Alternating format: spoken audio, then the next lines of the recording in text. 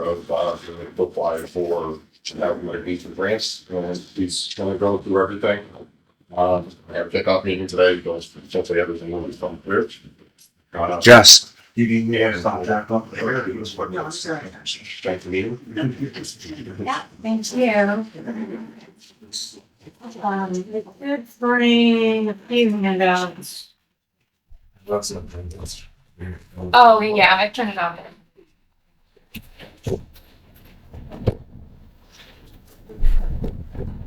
Everybody received the plan by email?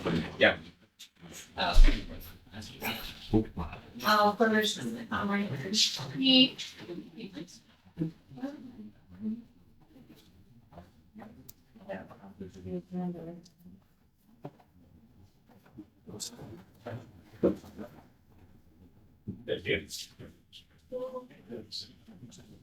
Uh-oh. I have already. Maybe a little there than I realized for some So reason. no problem. That's your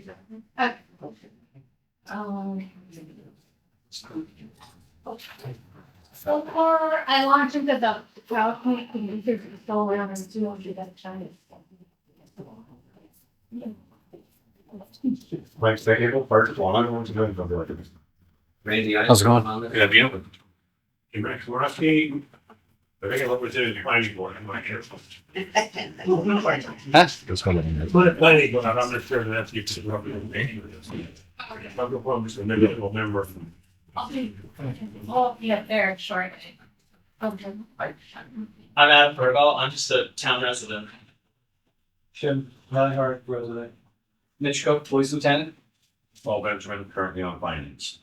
Taylor Lubrio, conservation agent and land use coordinator. Summer, the director of public works. Benjamin, the town director of health.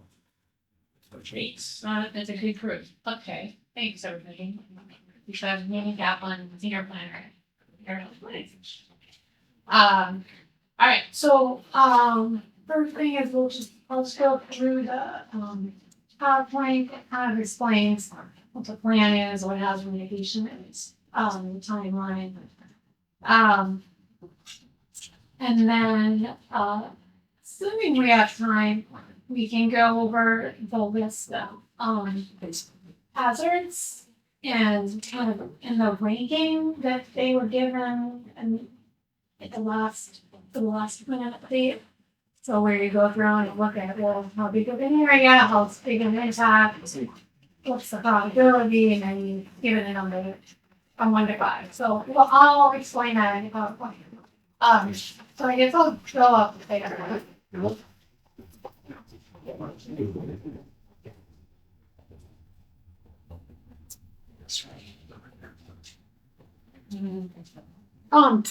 For a few of you know the gas plan update, and I believe, Mason was, and Sam Nyhart was.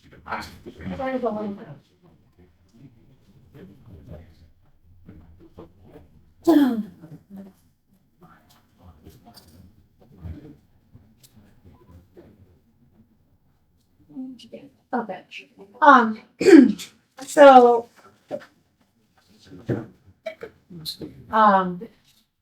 the plan update process is funded by FEMA. And, once the plan is approved and adopted by the town, it's good for 5 years. And so it's been expired for a while, which happened with just about every community in our region. Took forever to get the funding. Yeah, it takes forever. And then I think everybody got a little delayed during COVID too. So, so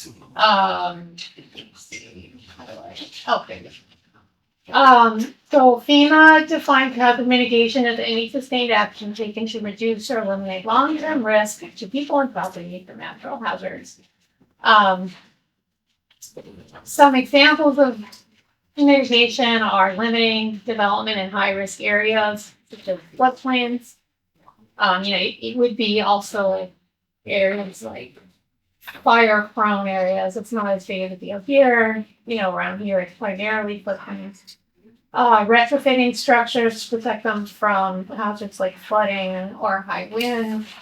drainage and flood control projects where there's localized flooding, and education and outreach, for example, fire safety education. That's what last time. Sorry. So benefits of updating the plan. Once the plan's approved, the town is eligible to apply for funding from FEMA. They have gotten rid of the biggest grants program, BRIC, Building and Resilient Infrastructure in Communities, at least for now. That one doesn't exist. There are still a few other grant programs, including the one that makes communities eligible after there's been a disaster. Supposedly they're tightening up the requirements for that, or the size of the disasters that allows you to access funds maybe a higher level. But we'll see. Yeah. Helps communities prevent future losses, save money on disasters. The estimate from FEMA is that every dollar spent on mitigation can save $6 on recovery or disaster losses. I've seen higher estimates as well. Obviously, just depends. Makes communities more resilient to the impacts of hazards, natural hazards, and climate change. By the way, this plan does focus on natural hazards, not man-made hazards, unless there's like an interplay in terms of like say toxics in a floodplain or something. Increases awareness among residents, hopefully, of hazards and risks. It could save lives in the case of a very serious disaster. There's some overlaps between hazard mitigation and emergency preparedness. So on the right, examples of emergency preparedness are things like having evacuation plans in place, emergency communication, shelters, etc. Hazard mitigation is broader and encompass things like bylaws, planning, zoning, regulations, open space preservation, especially land that can absorb floodwaters, primarily in our case. Education and outreach, as I mentioned, and then infrastructure improvements.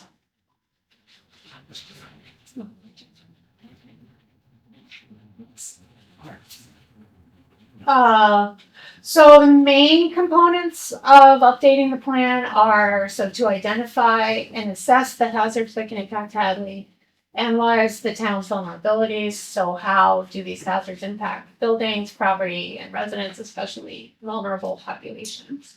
Identifying and mapping critical infrastructure. So there's a list, we go through a list and we'll update it of all the critical infrastructure in town, and then our GIS specialist puts together a map that shows some hazards as well as critical infrastructure.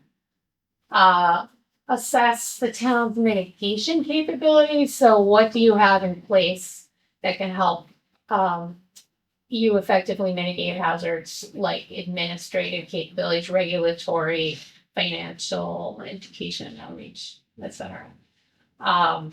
And then reviewing the previous mitigation strategies from the last plan, assess like what progress was made, what still needs to be done and needs to be carried over to the update. And then identifying any new mitigation strategies or possibly revising some of the old ones if they need to be changed. So the steps, generally 5 committee meetings are required. Because we have a shortened timeline, because it took a long time to get the process going. We're trying to finish this in approximately 6 months. So instead of 1 per month, we're meeting maybe every 2-3 weeks till we get the meetings done. You have to have 2 public meetings. That can be during a select board. It could be a standalone meeting. I've occasionally done it during just some other event that was happening. That was maybe hazard related, like say the town was doing MVP, municipal vulnerability preparedness related events. So we should, to stay on schedule, we should have a public meeting sometime in the winter. And then I and my colleague who assists me with this will complete the draft plans. Then once the draft plans finish, we have to hold the second public meeting, which should be in spring at some point. And then we, once the plan's complete, submit it to MEMA. They review it, takes them a little while, usually a couple months at least. Then they might have a few comments. It's usually pretty minor revisions they require. Then I resubmit it, goes to FEMA, same process. And then FEMA approves it, then the select board has to adopt it. And then, yeah, so the goal is to finish the plan by May. So we could do it. Usually it takes us longer, but we got this. In a way, it's just better to get it all over with quicker, right? Why drag it out? When you say to finish the plan by May, does that include all the MEMA? and No. approvals? That is a good question. No, that is out of our Oh, hands. understood, okay. Yeah, so the goal is to finish it, submit it, and then it's gonna take a few months for that process. But this, if there's revision, does that to come back for the select board to re-adopt and everything? No, so I will make the revisions they request. Then FEMA will officially approve it, they send an email to Mike, me, and they say, oh, your plan's approved, now you need to adopt it. And then the select board will adopt it, and then that's it. So the select board won't adopt it until everybody else, until FEMA and MEMA have approved it. Right. Okay. The final version. Right, for it. So your responsibilities as the committee, besides coming to meetings, is providing, and most of this is done in your meeting, providing any supporting data and information, assisting with outreach and stakeholder engagement. That primarily just means getting the word out when we have the public meeting. So I'll give you a flyer, getting on Facebook, on the website, etc. And then assist with identification, development, and prioritization of mitigation actions. That's just part of what we do. The meeting, and then reviewing and commenting on the draft plan. So that's pretty much the only thing to be doing outside of the meeting. So this is the hazard risk analysis or assessment that I was mentioning earlier. So this is from the last plan. So the committee determined that all of the hazards listed on the left could affect Hadley. You might want to talk about landslides, but I'm not sure if that's big enough for us to include, but we can certainly include it again. And then determining small, medium, large area of occurrence, like how much could it affect in the town? And these are very somewhat subjective, because you really don't know exactly. But and then based on the previous occurrences and also how things are changing with how climate change is maybe affecting the frequency, what's the probability of these future events? And I'll give you on the handout, it shows you the methodology, like, oh, okay, this percentage means it's a very high probability.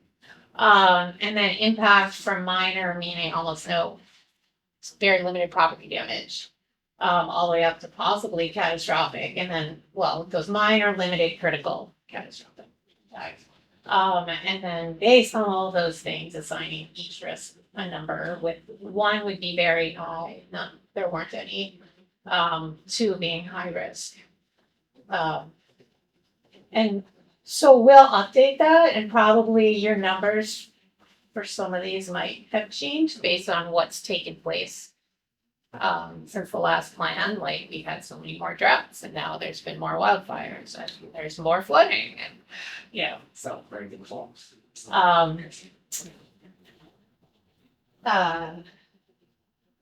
So that's that. So just examples of critical facilities, and also as part of that list, we also include populations or assets to protect. So critical facilities such as fire, police, emergency operation, shelters, utilities, communication facilities, healthcare facilities. You might not even have some of these care facilities like assisted living or developmental delay, places that help people with those types of things, schools, and then housing for vulnerable populations like elderly, disabled, or low income, any large places of employment where there would be like large numbers at one time.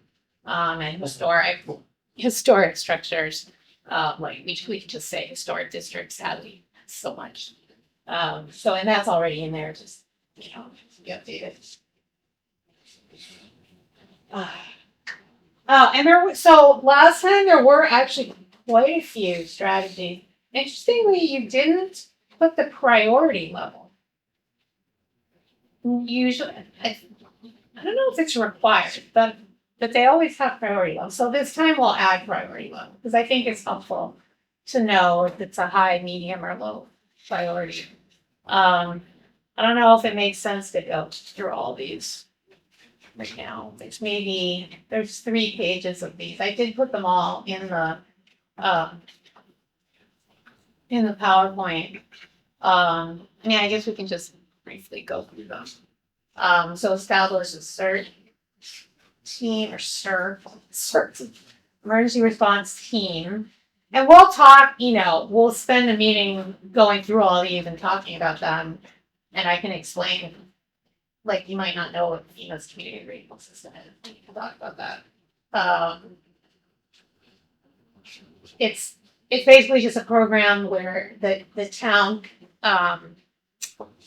implements certain flood mitigation policies and procedures, and then people with flood insurance get reduced rates, which is something to consider in Hadley because there are a lot of people with flood insurance, possibly. Northampton is the only community I'm aware of that is part of this program in our region.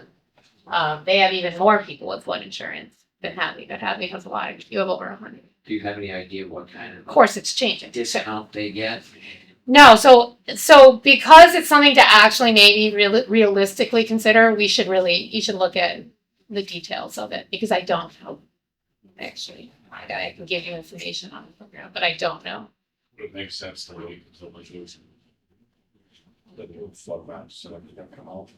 Yeah, because there's most likely going to be more people requiring flood insurance.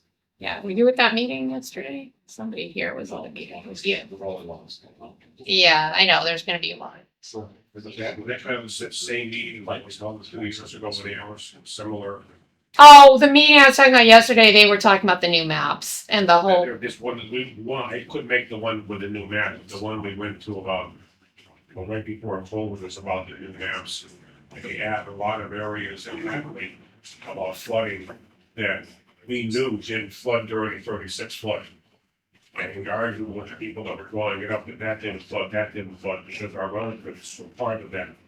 And they didn't want your. But I thought your maps haven't been updated in a long time. Is there a process that happened years ago? Like I said, about 5 or 6 years Oh, ago, okay. showed the updated, the proposed. Oh, the proposed. Oh, I didn't realize they were doing that so early. And Okay. there was 2 of us that were there, well, 2 of us that were there for the planning board, disagreed with a lot of what they were showing. And they just had a comment, well, that's what our GIS says. Okay. Look at the newest prelim maps. I don't know which one it was. They released, I think, the newest in August. In August. Yeah. And I think I part of the didn't issue. look at them, but I know Joe's in line and looked at it, he said they hadn't changed much of the maps that were shown 6 years ago. Yeah, and one issue is that you can't very clearly discern. It doesn't show it overlaid, the new areas over the old areas. So it's very hard to tell Right, what the difference is, especially if it's a very minor difference. You'd think they could have come up with a way to do that, right? But the old ones weren't digitized. I guess, right? They were talking about that. And I think part of the issue is that the levy is not accredited, so Yes. now there's. I'm just making a general comment, that's all. Yeah, but it's something that you will need to do because the town's responsible for reviewing the maps, talking to anyone who now is in the floodplain but wasn't before, and then, giving any comments back to FEMA, et cetera. Yeah. Just you see what we have. I have got it, yeah, just look at it. See. I can- Plan. Yeah, We I'll email Yeah. everybody. Okay, it's worth looking at, it's a little. So Yeah, it'd be nice to compare that to the map from 6 years ago. I was in that meeting too. And it was astonishing about what the difference was. They were even looking I'm at gonna get a flood billion elevation phone calls certificates with flood certificates. that the town had. There was no comparison. I don't like it. It was not a good deal for what they were trying to do. My recollection of the whole meeting was they're trying to increase the number of areas that flood to get more insurance money to pay off their debt. That's my feeling. That was, Really hope that's not it the was, case. it wasn't a good meeting Okay, for us at all. yeah. Yeah. Yeah, I mean, I would hope that the impetus is just, you know, flood protection and wanting people to be protected, but yeah. Okay, so we'll just go through the rest of these. So, assess and replace is needed undersized and non-working culverts, and I think, are you part of the BP plan? Yeah. We did. For the Fort River? Yeah. Watershed, okay, so that's something you'll be doing Mhm. as part of that, right? Identifying preform structures throughout the town that need to be elevated at above the base flood elevation. Participate in the creation of a regional debris management plan. There was supposedly possibly funding for this years ago, and there hasn't been. So most towns I'm working with are just taking that out of their new plan, because also that it's very hard to find towns or communities willing to take debris from other communities. So, but we can talk about it. Establish a program to identify and clean up properties within flood zones with junk and hazardous materials. Comprehensive assessment action plan for drainage and sewer for Route 9 corridor. Education regarding dam flood warning. So this must have been when Zika was a big deal, and now it's not really that big a deal, but. Well, I mean, at the moment, I haven't heard much about it in recent years, but there are other insects working with it. Improve household disaster preparedness. Ability to shelter in place. Require review of town drought initiatives and revise if needed. Consider creation of local funding mechanisms, such as stormwater and utility. To find MS4 compliance. You don't have that in those.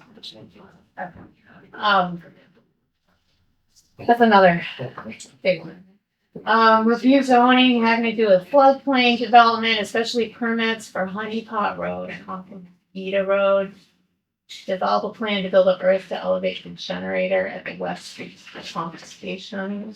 Don't know if anything's been done, Yep. but they have been. Oh, okay. Develop a stormwater management plan. Call for an insurance service organization inspection on. On the fire department. Oh, just fire side. Okay, fire. Yeah, fire. Burn. Who worked with FEMA to get an update for the 1978 firm. Design and implement regular maintenance for drainage systems and flood control structures. Create a hazardous materials response plan. Yeah, so like I said, this isn't. I mean, I guess it is related in some way to natural hazards, but that's primarily like looking at it. I think we did that because we do have some of our buildings are in floodplain. Yeah. Yeah. So if you kept that in, we would add flooding to the hazard. Develop a comprehensive home preparedness outreach booklet. Consider Firewise participation, meaning get Firewise certification. I think we know one community that's done that. I think he's one that I was looking at doing. Monitor mitigation plan implementation. Install quick connect emergency generation hookups for critical facilities, particularly the school and primary EOD, and then the DPW. Did they get that? Yes. And we did up to the generator. All right, so that the end of the slideshow. I don't know if there's any questions or comments about that.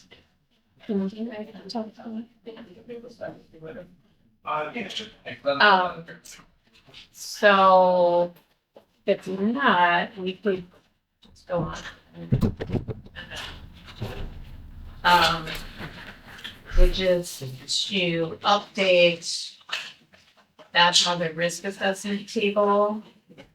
So I need a packet that has the, kind of the explanation of it. Sure enough. Sorry, I don't know why I didn't realize the mini was big. Should have known.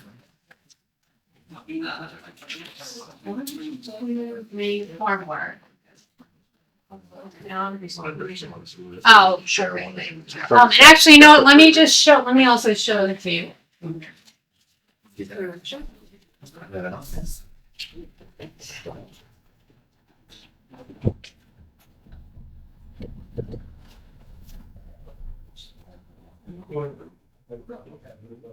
Oh, yes. The other thing we can do today, if we have time, is to start updating your critical facility list. But I think this is an hour meeting, right? Okay, so yeah, we got it. We can have that ready for the next meeting. Get a list of who you have under opening vertical facilities. We can make that list. Did anyone else need this? Because I can look at it from the previous plan. Does anyone need this packet? Get this yet?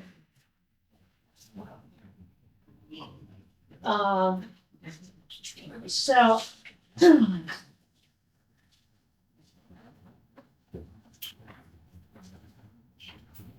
Yeah, and for some reason in the final plan, there were highlights. And I don't know if there was a later version, and I'm not quite sure why those aren't highlighted. That doesn't work out, does it? Not really, no. I don't know if it was just because they were looking to evaluate more, like, it's slides, maybe I'm starting about much, I did. Okay. I think it should be questioning of the actually.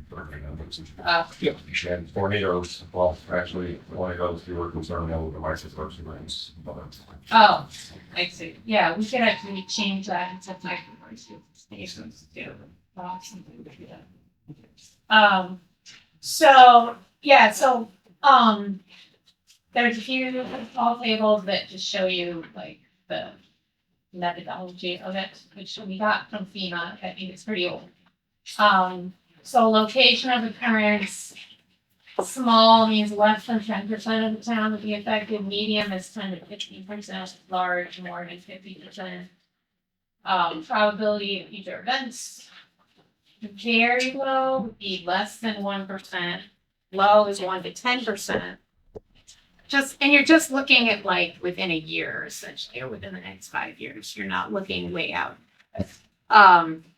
Moderate 10 to 40%, high 40 to 70%, and very high 70 to 100%. And then impact, I've actually been working on changing this, and I have actually a updated version of that table that I could also get out. But primarily because, like, you know, if you compare disasters or hazards that we have here as opposed to some other parts of the country where they're just much larger, it just seemed like it took a lot to get to, like, say something's critical or catastrophic. But, you know, we can use this for now because I didn't change it that much. So, like I said, so minor is like just maybe a little bit of minor property damage. Limited would be up to 10% of property possibly damaged or destroyed. And then critical, I changed it to up to 25%. And again, you just have to have something. Obviously, it's not going to be exactly that. And then shut down of facilities, meaning like there could be power outages, wastewater or something could be affected. And then catastrophic, more than 50%. of the affected area damaged or destroyed. Can I ask you a question? Yeah. Is impact linked to the location part? So for example, would it be like 50% of the large occurrence area, which would be, more than 50%, let's say 75% or something? See what I'm getting at? Are they linked, or is it, when you're talking about the impact, you're talking about the entire town? Yeah. I mean, the way it's written is in the affected area. Right. Right. So that would be, that it would be linked to the location area, right? Yeah. Location of occurrence. Yeah. I mean, I could be wrong, I'm just asking. No, that is the correct way to look at it. Yeah. So are we reviewing these right now to discuss, or we just? Yeah, so I just wanted to go over those. So then going to the table, let's just go through each hazard and based on incidents, say between the last plan and now, how often things have been occurring, the frequency and severity of events. Just go through and see if any of these have changed. And, what we do want to change them to. And it's just, it's kind of a group discussion. Also, so some communities separate out river flooding and localized flooding. Because they're pretty different and they just assess them separately. Does that make sense to do? Yes, it All right. does. So we'll say river, open to your flooding, and then localized flooding. All right, so for all floods, it was small location of occurrence. That would be less than 10%. Very high probability of occurring, which would be 70 to 100% in a given year. Limited impact. So that's up to 10% of property damaged or destroyed, and then 3 medium risk. So what would you say now, just for looking at river flooding versus and then flooding? So talking about regular flooding, I think we're pretty accurate For the river, for the river. yeah, I would say, I agree, that's, It's an annual thing, so it's a very high probability that it's gonna happen. Yeah. And the areas that do flood are very well protected with denoted, if you would, in zoning bylaws or otherwise to how to address building, et cetera. Okay. So still, you'd say limited impact. Yes. What about updating that with the new map, if we're stuck with the new map? That would be local flooding. River flooding, I don't think is changing at all, but the local flooding is where the big change. That's what okay. That's the big change. That's the big, it That's the wasn't, big I thought it was, I haven't seen the Yeah. map, but I thought it was more they were expanding the impact of the river. Yeah, towards like the center of town. Right. Yeah, the area It's still pretty impacted small. by river flooding will change a little bit. Yeah, Okay, substantially, Okay. percentage wise of All right. amount of town. fine. Okay. So we're talking about a 7-inch rainstorm or something in a couple of hours. Now, as far as flooding goes, what kind of a storm are we talking here? A 50-year, 25-year, 100-year? I mean, yes, Yeah, all of the above. Yeah. It seems like it's more based off of the impact, right? Like, That very much depends on the year occurrence of the flood. A 100-year flood is significantly different than a 25-year flood, and so on and so forth. So that matters tremendously. What you call location of occurrence and probability. Yeah. It's kind of like A 100-year flood significance, location of occurrence of a flood would be probably large. Probability of future events, low. Impact would be tremendous. So what are we talking about? Flooding of the river still? yes, the 100-year flood of the Connecticut River. So, and then we could also make a range. We can say That- small to high. If you want Or to get small that, and if you want large. to get that specific, maybe we should, because the differences between a 25 and a 100-year flood is somewhere around, I'm not sure, 10 or 12 feet of water, maybe more. But I agree with you on the 100-year flood, 500-year flood, but it's also an impact from localized flooding because it's all the water that's trying to get to the river.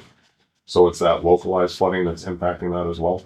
So I think if we were to break it out like you're saying, if you want, so flood and then put 100-year flood or whatever, but then also evaluate the localized flooding, because that's what it's impacting most of the area, especially in my areas.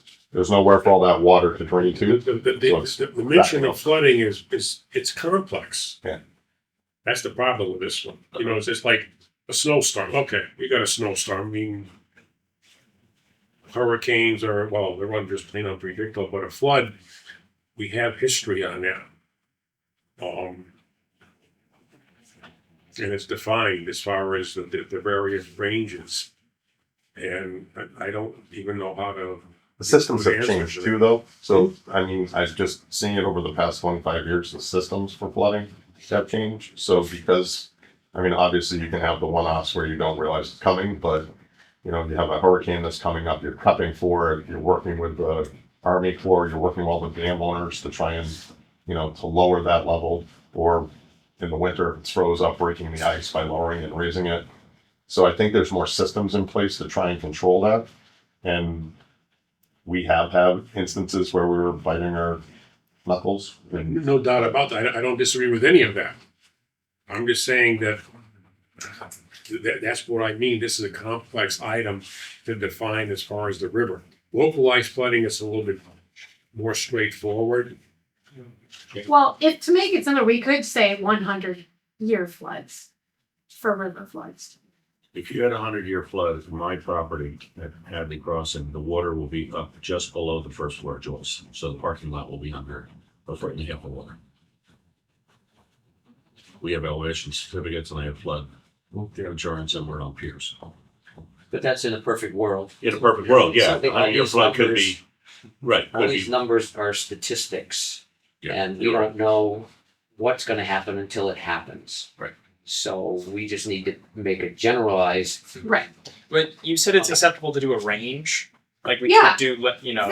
I've never gotten any comments back from FEMA about these and say, oh, this isn't, you know, this or that. This is just mostly for you. Okay. This is for the town to say, to kind of assess your risk to yourself and say, well, what are our top priorities? What is the biggest hazard? You know, it's just for you to kind of go through and assess. Yeah, the biggest hazard is downtown, because that's all in floodplain. One of the discussions that came out of all of that was, should we actually change where the dike is, go south of Bay Road? That takes out the entire area of downtown, which is quite substantial in a monetary fund. So you look at, okay, you flood the downtown over a big monster flood. Take that money that you're saving from the disaster, put it proactively by changing that area that can flood. Put something south of Bay Road. There was a lot of discussion on that and was very positive on going forward, and then everything fell. yeah, it's still, When was that being discussed? it's actually being discussed now. That's actually still in process. Oh, great. So they've expended substantial money having, what's the name of that company? Woodward and Curran have been evaluating the levee system. Yeah. And then also have come up with alternative design options, including adding a levee system on that south side. But also our levee system as is not, it's not certified, Right. as Kayla said, so it's not high enough, doesn't have enough freeboard, and it's in poor repair, so. Yeah. So that's the other. It's like a three-part plan right now, Tim, that they've kind of established for us, and the first one is like immediate fixes. You know, Scott's doing the best he can with just the normal mitigation and the normal maintenance of it. They won't give you money for any of that stuff. They'll only give you money if you're gonna seriously do an upgrade. And so right now we need about $1 to $2 million to get the levee, like Caleb was saying, up to code, whatever they call it, up to the new FEMA regulations. And then we're talking about another 80 million to do This, the the southern- south, the south side of it. Because 84, the flood was directly at the top of the dike. And it was going over in a couple spots. It was over Bay Road, 100%. Oh, yes, Bay Road was Yeah. covered. But I'm thinking of where the dike was and where the water was. It was right at the top. That's why it needs to go a bit higher because it was. Because I don't think the 84 was a 100-year flood. So when they looked at that, and so we should be designed for a 100-year.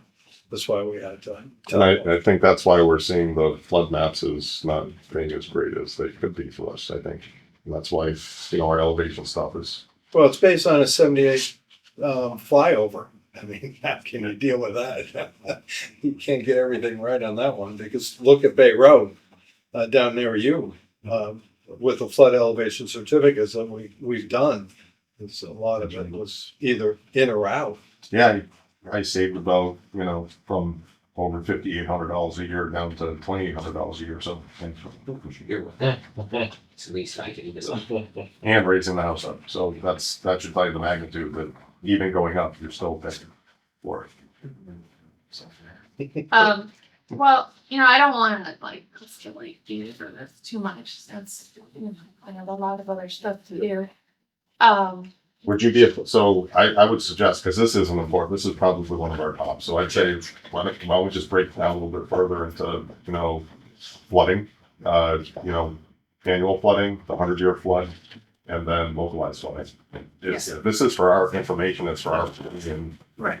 I don't think that's gonna be a problem, because we already have, I think we already have, when we get into the next section about how we're handling it, we're doing a lot right now, so I think it's gonna make it easier to put together what we've accomplished. Okay. So you wanna go through and do this for localized flooding then? Say what small, medium, or large? Probability. I would just do localized flooding and then just normal annual river flooding and then 100-year flood. Does that make sense? Because Yeah. you can change the language of it. Those three. But Right, but I'm saying, but you would have different. Different occurrence probability that. Right. Yeah, you have to, maybe we can work on that for the next one. Okay, so Because don't go through this now. Okay. I'd say just know for the next meeting that we're gonna break it into the three and start thinking about how you wanna do those. Yeah, just, It'll take us a little bit after that. Yeah. All right, we have, sorry, I don't have a watch. What are we doing on time? 10-10. All right. So let's just go through the rest of this then. So severe snow and ice storms would be large, location of occurrence, high probability, so that's 40 to 70%.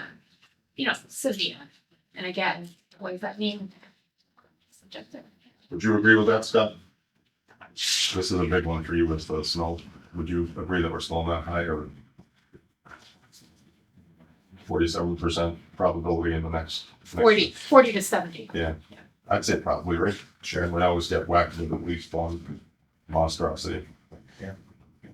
Limited impact and then 2 high risk. Still seems accurate. Okay. Then hurricanes, and that also includes tropical storms because that's usually what they are by the time large location of occurrence, low probability, 1 to 10%. Yes. And limited impact, 3 medium risk. Has that changed at all, the probability of future events? Is there like a map that's changed the probabilities? I mean, we have a list of them. There hasn't been, in 21 there was on me, but that didn't really affect Hampshire County. Really the last one that really had an impact was Irene in 2011. I know like NOAA, for example, gives 10-year expectations, that type of thing. Just wondering if you pull that information from anywhere, or if you just go by the history of what's happened recently. Is it just what happened recently? Primarily, I I haven't seen a NOAA prediction where they say. For all these hazards, you've seen that? Yeah, like, well, so for example, I know that they'll send me something once in a while, they'll say for the next 5 years, we expect this amount of increase in just, of, rain or snow, or whatever the case might be. They're not being super, like, they're not dialing it into within an inch or something. They're giving you and a lot of times, things like, what is it, El Nino will affect their predictions, for right. example. Obviously, that wouldn't be the case in this case. This would be a little longer period, like the next 25, 50. Yeah. They project, is what I'm saying. I know they project. Right. And my question is, Yeah. do they send anything like that over to you to tell us, have they changed any predictions? No, No. Okay. I haven't seen that. I mean, we know ocean temperatures are getting warmer, right? And that supposedly would increase the occurrence of hurricanes and tropical storms and also the amount of precipitation that they can hold. So that the main concern for us being inland is the amount of precipitation rather than the wind damage. But like, for example, this was supposed to be a big hurricane year. Well, it hasn't been. Right. So it's very hard to predict. Yeah. Just blizzards. Just, Yeah, you never know. It has to do with what the high pressure system coming in is doing. It keeps it, out to the ocean, or it's just there's so many factors. Let's see. So severe thunderstorms, wind. Does it make sense to move microbursts down to with tornado? I guess not. I guess it's separate. We can treat it with severe thunderstorms and wind again. Medium location of occurrence. I would agree with all that. We have some wicked severe thunderstorms, and if you want, I wouldn't mind moving tornado. It's more, wind microburst into tornado because they always come out to evaluate if it's a microburst or a tornado. So MEMA comes out Okay. if we have that question because they have folks that can tell by the way Yeah. the trees are twisted. And Was this Right. last one actually a tornado? the tornado missed us. Yeah, that's what I We thought. just had Last microburst we had was about 20 years ago. Yeah. Last microburst was 20 years ago. 2000. Well, we had that storm a couple months Oh. ago. that I wasn't thought you yeah, were having one more we didn't We get had a wait- It didn't even get classified as a microburst. Yeah, it was You're about talking 20 about years in ago, the and my street was smack dab. Uh, Yeah, the big one was 2000, graduation. There was another one that hit East Street. It took out a bunch of the crops there, but I don't know what the year was. What is So you're saying put wind, microburst, and tornado as one, and then Yes. severe thunderstorms as one. Yes. Okay. But then that would change the. the severe thunderstorms, that information I think would stay the same. Okay, so then how we could change tornado if you're also including severe wind and microburst.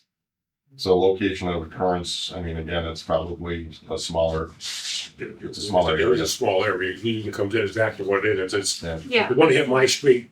My street was smack dab in the middle. It was about 1/8 of a mile on either side. It was every house on my street got a new roof but one. This is 2000. Roughly 2000, 2005 or something like that. So do you want to leave the location and the probability the same, like this? I think it's usually a smaller location, yeah. The severe thunderstorms actually hits a larger area normally Do we want to leave it as very high for probability in the future? for Just the For severe. thunderstorms. yes. Putting the, yeah. I will put low for the microbursts and tornadoes. Okay, and then a range limited to critical, which I think makes sense. Mhm. Probably. And then three medium range. All right, wildfires, brush fires. So the location is still, would you consider that whole mountain range a small location of occurrence? You talking about one? Relative to the town of Hadley, Yes. So Mount Warner and also the Skinner Mountain. you've got a lot of wooded area in Hadley. So that might need to be. I would think the location could be probably medium. Okay. Probability of future events. That's I don't look at it when I drive by it. So I want to think about that. Well, I was gonna say or ask, like looking down to drought, it seems like there's been a drought. Yeah, so it seems like there stands a reason that the chance of wildfires is higher, but I don't know. Is it? I don't know if we've hit that threshold yet. Yeah. Does it go from low to the? Last year was probably if you asked me last year, I would have said it would be moderate. But this year, I don't know, Scott, it seems like we do get rain at an important time. Oh, this To year. kind of, Yeah. Well, the way they changed that whole drought thing to like more of a state level, it's kind of, you know, if you get rain here and you don't get it elsewhere, it's kind of what they just grade the whole area. It's kind of, I don't know, not the greatest chart in my Yeah. opinion anymore. Are those two things tied together? Like The they're drought really tied. for wildfires and Brush fires.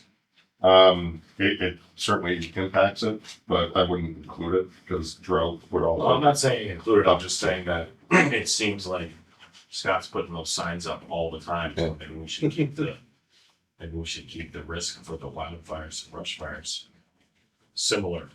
Yeah. Can I also ask? We're updating this, obviously, trying to think holistically for the future, but like, are we going to be updating this plan in 10 years? Well, it's 5 years? supposed to be updated in 5. Oh, okay. Oops.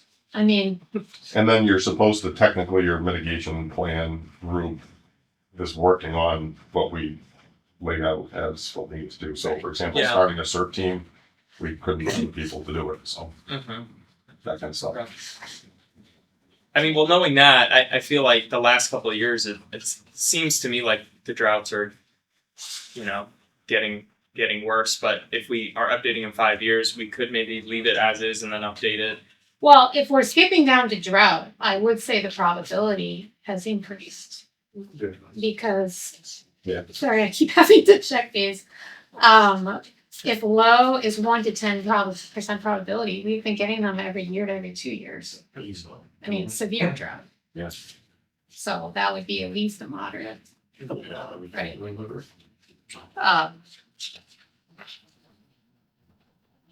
moderate to high even, but So the frequency is 10 for moderate, it's 10 to 40% probability of the next year. So if it's more than once every 10 years, then it would be moderate, right? Because I mean, that getting back to that obviously drought is linked to the wildfires, the brush fires. right. I would, I mean, So you would know more than me, right? But it seems like it would at least be moderate because it's happened more than once every 10 years. Yeah, it's definitely true. Yeah, I mean, the drought's occurring, but you're not necessarily getting a lot of fires, so that's the question. Well, I mean, Right. wildfires versus brush fires, we do get a lot of You brush do get a fires, lot of brush but fires. it's a Right. different beast Yeah. than a wildfire. But I would say if you wanted to keep it consistent, changing the probability to moderate for both would make sense. Yeah, okay.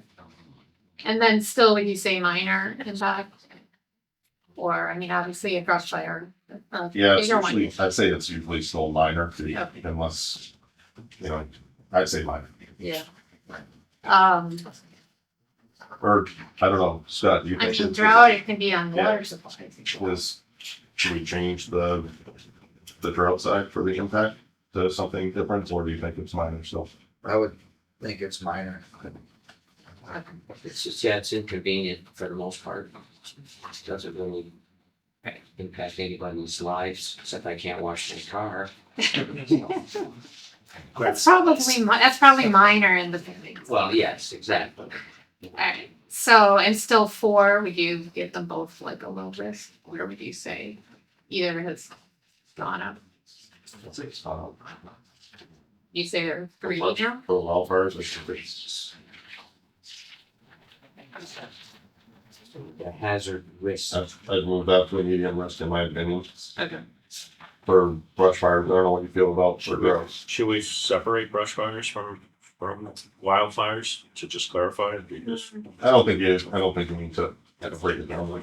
Could I also just suggest, this is very minor, it might be quibbling, but could we just reorder the table to like, to me, it's like, I feel like wildfire and drought and extreme temperatures should be like all right next to each other. I agree with that. Like just for visual clarity and like it's easier Yeah. to kind of look at them. Those should be grouped, right? So Same. one thing I've done in a few plans is group them by like climate impacts. So what are the ones related to temperature change and what are related to like precipitation change? Right. But sometimes they're related to both. Yeah. But Just, yeah, you know, visually, makes or like the sense. ones that are associated Yeah. with precipitation, like those Yeah. should all feed together. Yeah. And I feel like those, Yeah. like we were saying, those three kind of are tied to each other somewhere. Right. So, Okay. And then obviously, I mean, wildfire is also somewhat related to extreme temperatures, but more of a drought. Yeah, I think those three should be one after the other. Alright. Are we changing the number for drought or is that still Yeah. 4? I think we're gonna change it to the 3. Okay. Oh, no, I'm sorry, the drought was gonna say low risk, I'm sorry. I thought you were talking about the, well, Oh, okay, we're keeping it. Okay. Fires, Um, you're gonna change that to 3? Yeah. yeah, for the hazard Yeah. risk. Okay. Should we just do extreme temperatures since we're on this topic? And if you don't feel it needs to be on here, it can be removed. I don't Extreme remember. temperatures should be on, Okay. for sure. I was questioning landslides. Yeah. Rocky Hill, Hadley this has, slide. Oh, the way Hadley is built, for lack of a better term, Hadley has extremely low risk of a landslide. Rock slide maybe, but landslide, no. so what was, Let's get extreme I temperatures. honestly don't. yeah, know. okay, we'll finish extreme temperatures, Yeah, then we'll yeah, go to landslide. Okay, so large area of occurrence, low probability, so you're usually talking about just above 90 degrees. When you're talking about extreme heat, and then a heat wave is 3 or more days above 90 degrees. Yeah, So I guess just thinking about those. and are we concerned with people or crops or both? Well, in Hadley, you do have to think about agriculture, but usually it's primarily people. Yeah, because it does say injuries and then also property, which would include.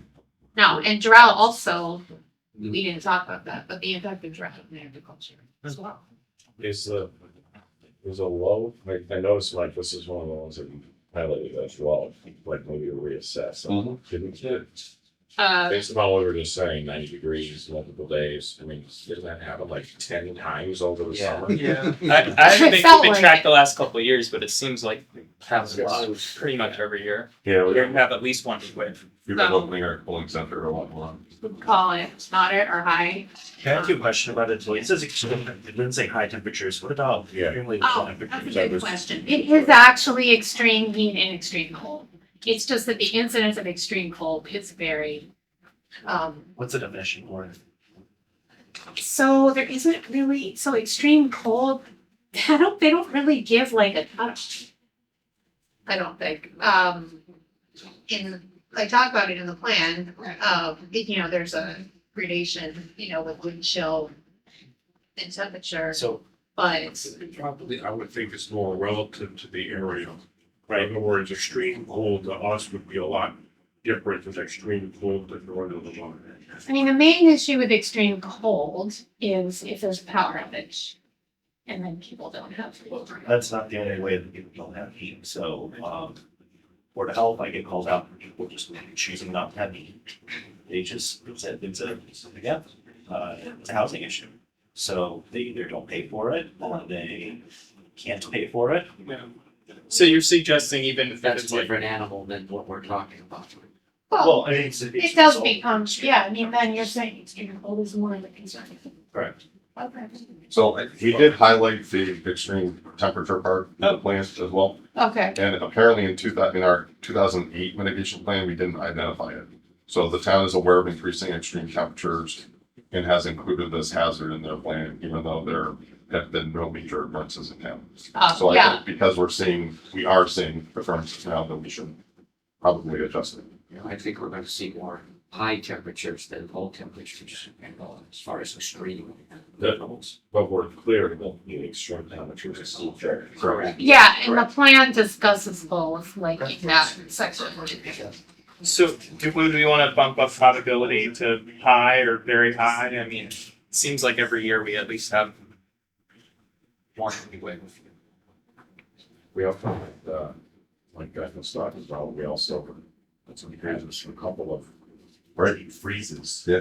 Yeah, it's like- That's what's to be. Yeah, and that It can snowed a lot. It impact was like agriculture. 3 or 4 days where it's like Yeah. really cold, Really cold. like, almost -20, wind chill, Yep. below 0 for just regular temperature.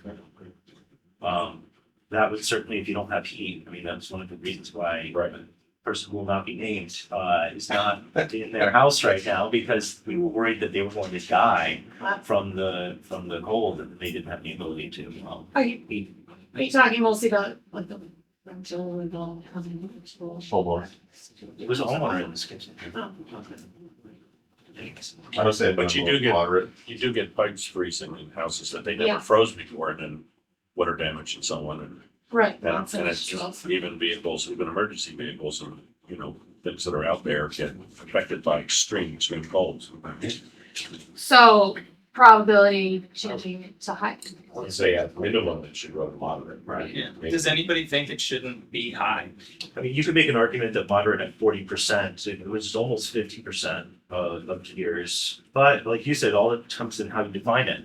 So it gets to back, if it's just over 90, yeah, that's every year, in which case it should be probably high. Yeah, because if it's hot, if it's the hot and the cold, then Yeah, I mean, in any year, it could be either, right? And I think Or we're almost always hitting that in the summer, getting through the hot side of that, and then sometimes the winter is too. So I think high at least. Yeah. Okay. And then impact, you have limited, and usually there's limited physical damage other than burst pipes. More about help with that. So this one isn't one of my things I focus on, but this year, state DPH was sending out, I mean, they're really focusing on high temperatures, high heat. Like for example, any camps that I license, they were pounding me on, like make sure they have mitigation strategies on anything, because we've had kids with heat stroke pretty frequently. The stats are actually fairly high statewide. Just a day camp? For day camps, yeah, that type of thing. So getting back to limited means there's almost no injuries. If you include heat stroke and other injuries that maybe aren't life threatening, it would make sense to make it at least changing it from limited to full is a big deal. Well, if you can do a range, you can just say limited / critical. It's at least. We don't have it as minor. if you want to increase that, if you want to take a look in the last, 5 years, 10 years, the cold impacting housing. Can we come back on it? I'll do a Sure. quick look at the stats from the state. And then would you change that from 5 very low risk to a little higher now? Or Or maybe And I'll get a sheet of it. What do we do again? I don't know some more people. Or something. We did the first two, then we were gonna pick the rest of the three remaining. Do we have time to finish this, or should we come back to it? It's 10:30 now, so it's here. Well, it's more up to, it's up to everybody if you When's the can next stay 10 more minutes. Find it, listen, whatever. Let's see, let me say, November 4th, yes, that's election day. That's not a problem, here, You can't have any public hearing. Yeah, that would be a hearing on Okay. election day. alright, so 9:30 on the 4th. I'll be working election day, so that's fine. You're saying we can't have one before, but We can't. Oh, we No, can. you're saying just if it was a public hearing. It's just as not. And then the next one is after that is November 25th, which is I hadn't put those 2 in. days before Thanksgiving, but And is that at 9, both at 9:30? Are you guys good with 9:30? We can adjust that too. We just want to do that time, Yeah, Yeah. that's fine. I'm flexible. And I'm sorry, the next one was December, November. November 25th, Tuesday. November. We have November 4th and then November 25th. That's all we scheduled, right? Fourth and the 12th of November are next two, right? Alright, so since it's 10:30, we can stop here. We have to finish orienting at the next meeting, and then we'll also update the critical facility. I think I have the old maps, so maybe I could just, I'll bring it, we can just draw on it and have the original stuff. Sure, and then there's also the list in the plan. Everybody want to take some time and look at the plans before the next meeting and You sent it to all of us? it was emailed out, yeah. Okay. It's in a PDF. If you don't have it, it should be, just let me know and I'll It's 100 pages. Critical facilities are section 4, they start on page 69. Would it be helpful if I printed out copies for everybody for the next meeting? Would people like to have it, one of them? I have one already, so. Yeah, and I can show it. Because we can show it right on the screen. It's up there now. Yeah. You good with that? Save the I paper. can keep it digital. It's fine for you. Alex, do you need a copy of the presentation or? I'll take a copy, yeah. You mind if he, does for public access, just the presentation, but start with you? Oh, that's fine. You want to email it to me and I can Yeah, sure. email it to you? Paul, you wanna do your thing? Yes, I'd like to have motion to adjourn. Second. Thank you. It's gonna be in my tombstone. To adjourn.